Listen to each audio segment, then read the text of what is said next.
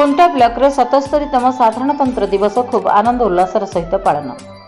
सारा देश में आज 77तम साधारणतंत्र दिवस पालन करुवा बेले खुंटा ब्लॉक अधीन 14 गोटी ग्राम पंचायत कार्यालय, समस्त शिक्षानुष्ठान, थाना, तहसिल, डाक्तरखाना, वन विभाग, बैंक आदि विभिन्न सरकारी बेसरकारी अनुष्ठान गुड़िक 77तम साधारणतंत्र दिवस खूब सुंदर भाव में आनंद उल्लास और उत्साह सहकारे पालन हो परिलक्षित होइछि।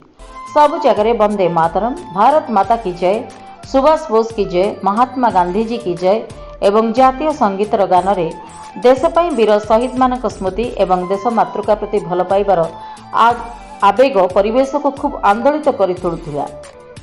खुंटा ब्लॉक प्रशासन पक्षर ब्लॉक परिसर अध्यक्ष श्री सुधन्य नायक जातीय पताका उत्तोलन करथिबा बेले खुंटा थानार आईआईसी श्री पंचानन महांती जातीय पताका उत्तोलन करिसेंती। लक्ष्मण साही पंचायत कार्यालय में सरपंच श्रीमती चांदमणि सिंह जातीय पताका उत्तोलन करथिबा बेले पंडित छकरे समिति सभ्य श्री सुनील कुमार टुडू जातीय पताका उत्तोलन करिसेंती। डुकुरा ग्राम पंचायत सरपंच श्री सुरंजी बेहरा कार्यालय एवं अमृत सरोवर में जातीय पताका उत्तोलन करथिबा देखिबाकु मिलिछि। बड़फणी पंचायत सरपंच श्रीमती नियति नायक जातीय पताका उत्तोलन करथिबा बेले बासीपीठारे जयपाल मारांडी जातीय पताका उत्तोलन करिसेंती। एतद् व्यतीत ब्लॉक समस्त ग्राम पंचायत कार्यालय गुड़िक समस्त सरपंच मानक द्वारा जातीय पताका उत्तोलन करा जायछि।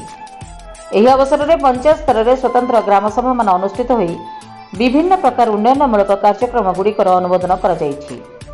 एहा व्यतीत विभिन्न अनुष्ठान पक्षर विभिन्न प्रकार प्रतियोगिता सांस्कृतिक कार्यक्रम अनुष्ठित होइछि।